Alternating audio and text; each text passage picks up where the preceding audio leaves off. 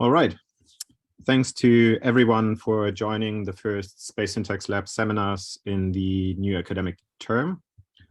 I'm very pleased that we have the opportunity to hear about Kerstin Saylor and Rosica Pachilova's ongoing work from their Configurable Diagnostic Hubs project, particularly after we had to postpone the seminar earlier this year.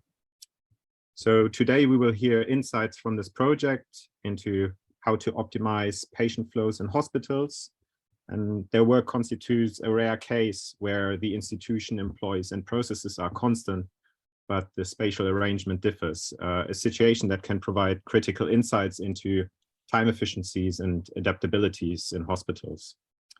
I should mention, as many as you might be aware, Professor Kerstin Saylor is unfortunately still dealing with the impacts of long COVID. So today's seminar will be presented by Dr. Rosica Pachilova and one of their project collaborators, Professor Martin Otley, who kindly jumped in. So Rosica is a research associate for the Configurable Diagnostic Hubs project, and she will present research findings on the project on behalf of Kerstin. Rosica finished her PhD at UCL in 2020, where she investigated how hospital ward layouts influenced work processes and communication patterns among healthcare workers, and how this affects the quality of care provided to patients. Together with Kerstin, she won the RIBA President Award for Research in 2019, and Rosica is currently working for workplace consultancy, where she is involved in healthcare, office, and education building projects.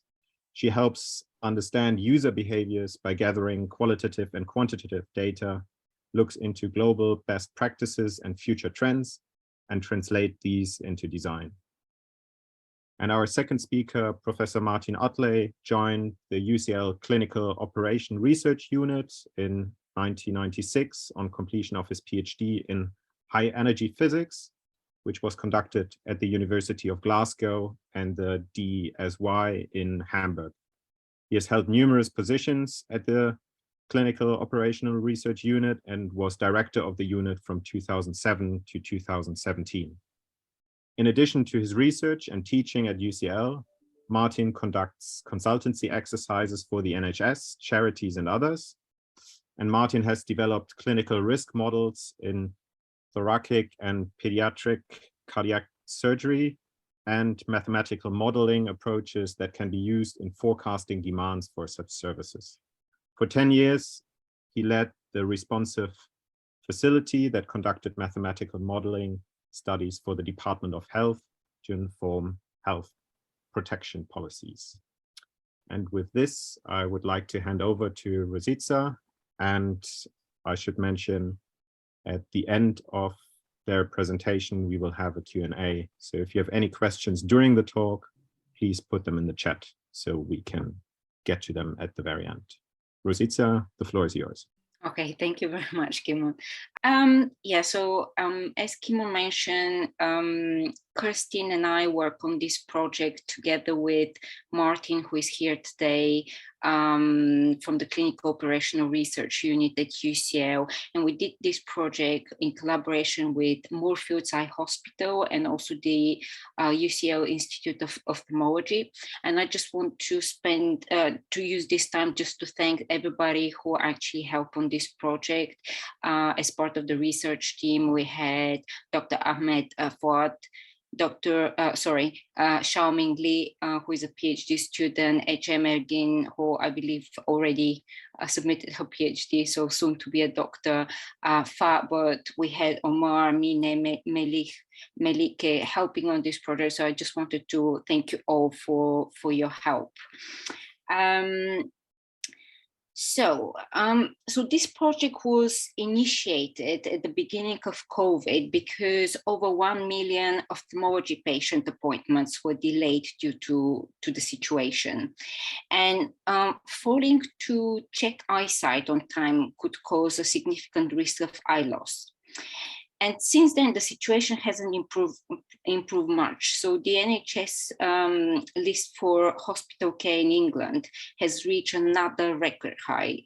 And the number of people waiting for procedures was 6.4 million in March.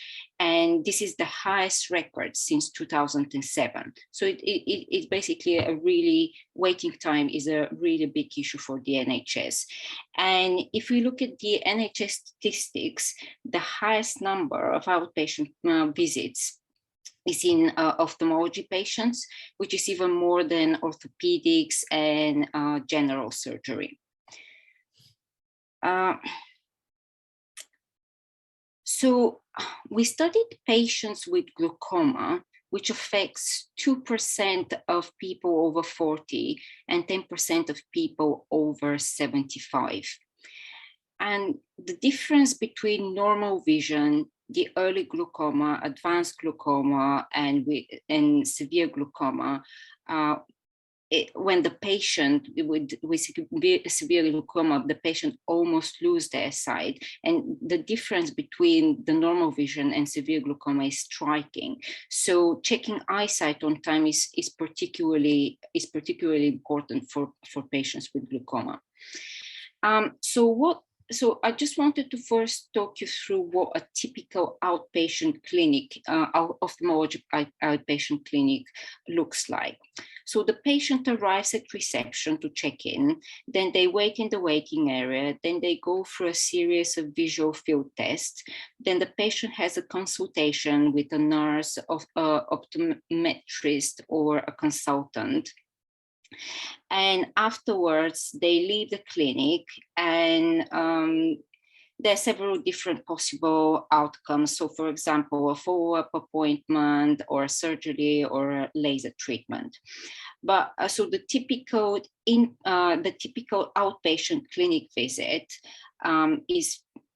takes longer than an hour and 40 minutes. So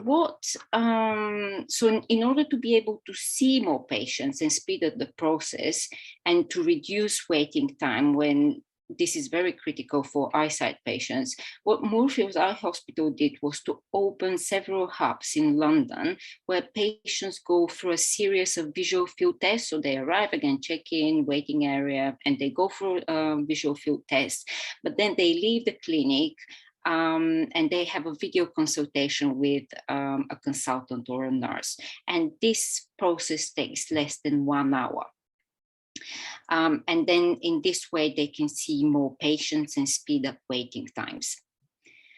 So the aim of this project was to investigate current practices of eye examination and spatial arrangement at Moorfields Eye Hospital. And the aim was to optimize the flow of patients in time and space, even better than what they do now, to help with the backlog of outpatient services for the patients there. So they have so Moorfields has several different diagnostic hubs. We studied 3. So one is Cayton Street, the other one is Hoxton, and the other one is in Brent Cross Shopping Centre. So in this presentation, I will show you findings from the clinic in Cayton Street and Hoxton. So just to give you an idea what the Hoxton clinic looks like, so the patient enters the clinic, there is a reception, so then there are 2 waiting areas. So depending on the business of the clinic, they wait in one or the other. And then there are 3 lanes. So these are where the different visual field tests are. So the patient goes in one lane and exit on the other side, and then they exit the clinic. So this is how the Hoxton site is organized. And then Cayton Street, it has a slightly different configuration where the patient enters. So there is a reception. So there is one waiting area where all patients wait. And then there are 2 exam areas. So the patient might go to one of the exam areas or to the other exam areas, or actually going from one and then having to go to the other one, depending on the test they need to do and the busyness of the clinic. So there were several research questions we were interested in. And so the first one was the differences between the two sites in their spatial configuration and how they're currently used, how the two sites are operating at the moment, and how the spatial configuration has an impact on the workflow and actually on the patient visits and flow processes, and how, and the very final one was how the stations can be arranged in a different way to speed up the exam process. And this is where Martin came on board to do some simulations for us using the data we collected for this study.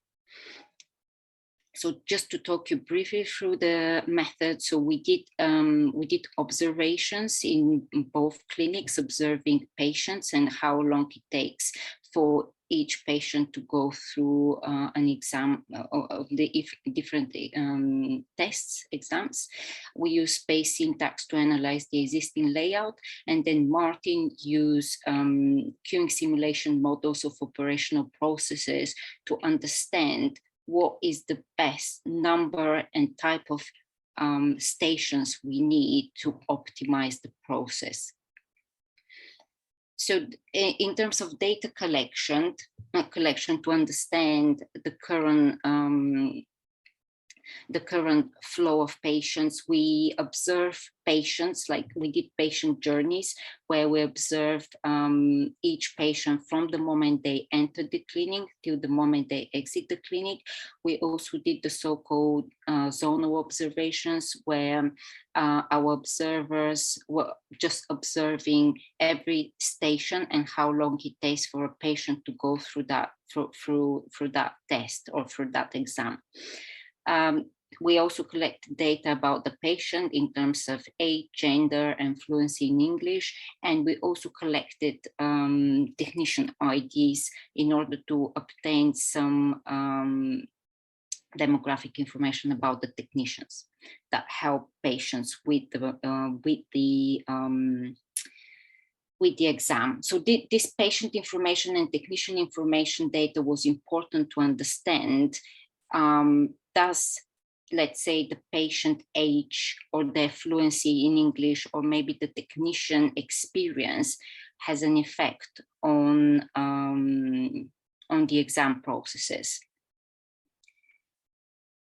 Right, so regarding the first research questions about the differences in the spatial network structure between the two sites. So the two sites are very different in terms of how the different activities and eyesight tests are arranged spatially. So the stations in Hoxton are organized in a linear way. So once a patient enters a lane, they go through each station and exit the lane from the other side. And so does the patient flow follows the spatial configuration of the lane with very little movement between lanes. While Cayton Street is structured especially in a very different way, where the flow of patients is less structured and goes from forth and back from one of the one of the zones to the other one, which is in line with more open and sort of less structured layout. And so in terms of how the different sites operate at the moment and how the spatial network structure affects the flow processes. So we look at the two clinics, and just to talk you through a typical eye examination, it will begin with an eyesight exam. It will be followed by a visometer, then the so-called aura, HFA, and OCT. So these are just different machines where patients take different tests. And the duration of examination also varied between the different stations, where some stations, such as, for example, eyesight, visometer, or the aura test, are shorter, while the HFA and the OCT are longer tests. And so what we did was to look into each patient individually, and so the time they arrive in the clinic, the type of examinations they had, and the time they spent at each station. So each bar chart on these graphs represent a patient, and they are ordered by the time they arrive in the clinic from left to right, and each color represents a different station. So Hoxton had the maximum of 4 patients at any point in time, which was observed. Which was observed only during 4 time slots on 2 days, while the peak in Cayton Street was 7 patients, with an average of 4 patients at any point in time. So what this meant was that Cayton Street was a lot busier than Hoxton when we observed the clinic. And sorry, just for a sec. So the busy shifts also resulted in changing. So what you can see actually on this slide, is like you can see here the waiting times, like when the clinic became really, I don't know if you can see my cursor, but when the clinic became really, really busy, these empty parts of the bar chart actually indicate the waiting times for patients. And what happened as well is that the busy shifts also resulted in changing clinical practices. So both in Cayton and in Hoxton Street, a technician stayed with the patient throughout the whole exam process to help with the test. But you can see here on these bar charts where each color indicates a different technician. And when Cayton Street became very busy, the technicians began to hand over patients to speed up the examination process. And this resulted in extended waiting times between stations. So a fewer patients in parallel in Hoxton resulted in less turbulence. And this diagram, this kind of a flow diagram, indicates the linear Hoxton patient flow. And it's more ordered, and there were fewer delays for patients. While in Cayton Street, the flow was, let's say, more organic. Patients went forth and back from one zone to another, and they didn't always follow the typical eye examination process. And the more organic patient examination flow worked well for Cayton Street, but this was only when patients stay in the same zone. So the visibility between the 2 zones was quite restricted. And for example, the station shown on this floor plan, number 2, sorry, not number 2, the station showing this floor plan, it's 2 steps away from the other zone. So there is very restricted visibility, and this didn't really help technicians when they had to hand over patients, for example. So this resulted in longer waiting times for patients. And you can see this on this diagram when technicians actually had to hand over from the smaller room to the larger room. Again, it is these little, these gaps in the bar charts, which indicated the waiting times for patients. So now I'll hand over to Martin to talk you through the QA modeling he did for us using the information and the data we collected for this project. Okay, thank you. Rosica, could you move one slide back? Is that all right? Yeah, sorry. Yeah, okay, no, that's fine. Yeah, so The work I did related not specifically to how stations can be arranged spatially, but rather in terms of which flows would be permitted or intended, and look at the difference in the sort of intrinsic efficiency of different intended flows through this set of clinical processes. So the next slide, please.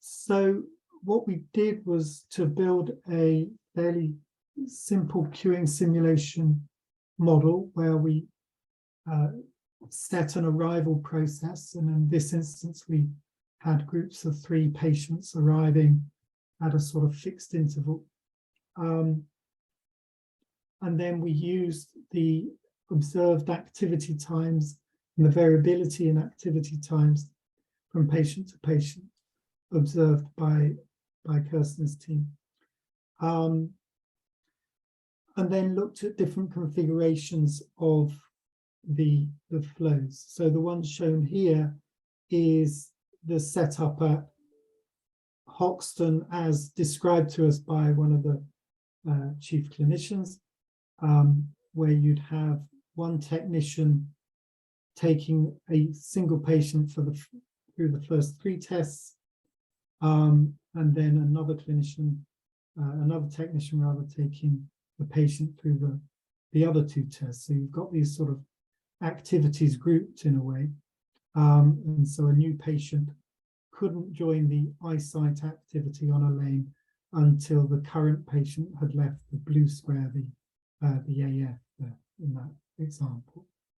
And then the next configuration we looked at was so to remove that grouping. So you're keeping these activities in lanes, but you're not grouping those activities, so patients can move from one to the other, and then a new patient can join the eyesight activity as soon as the current patient has left the eyesight activity. But then you've got more places for patients to queue.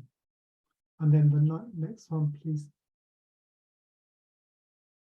And then this arrangement is sort of indicative of the situation at Cayton Street, where you had sort of essentially banks of lone activities, and patients needn't stay in a particular lane. There are no lanes, so a patient could go to the next to an empty station of the next activity, and so you've got a fewer number of queues building up, and potentially chaotic flows spatially, as we've seen. This here we've got sort of 3 of each station, so 3 of each piece of equipment, and so we're labeling that configuration as sort of banks, and then 3, 3, 3, 3, 3, which will become clear later why I'm doing that. So the next slide, please.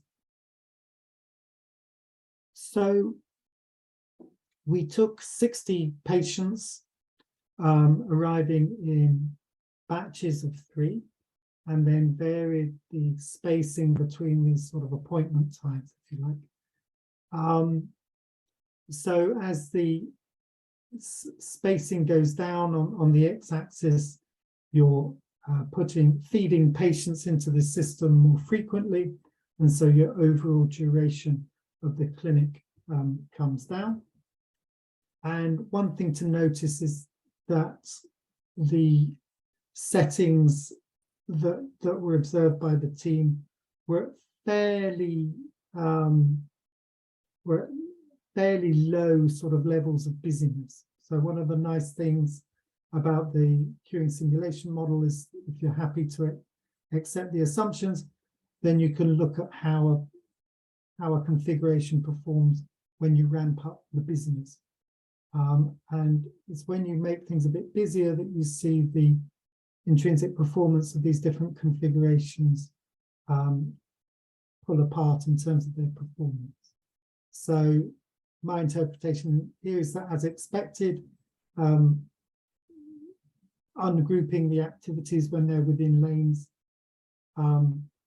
improves efficiency, and that banks are a bit more efficient than having lanes because you're giving people more flexibility to use free stations. So the next slide here. Now, if we look at the equipment utilization, when things are in lanes, you're kind of fixed and you've got some very low equipment utilization there. And the next one, please.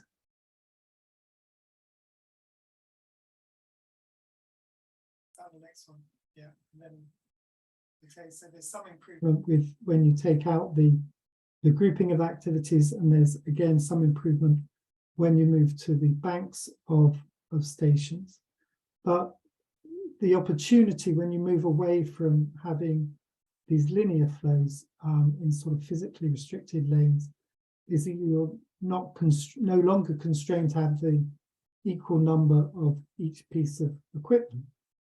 And so given that you've got some very low equipment utilization there, you could maybe alter the provision of equipment to improve your overall utilization and speed things up a bit. So next slide, please. So what we did was use a very simple optimization approach to find the best use of the 15 stations. So we didn't constrain on cost or on the space taken up by these stations, but we just asked the question, if you're going to have 15 stations and you need to have at least one of each, what is the number of each type of equipment that gives you the sort of best expected performance? And that gave us this arrangement. We have the next slide, please.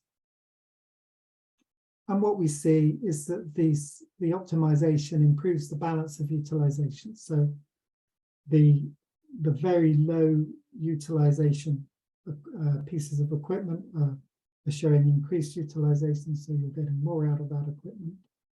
And the next slide, please. And then this results in a sort of improved performance when your system gets busy. So your optimized configuration can sort of take more frequent batches of patients without starting to show signs of congestion. And the next slide, please. So another way to look at this is to look at the queue sizes that are building up within these configurations. And here I've just taken the sort of 10-minute appointment spacing.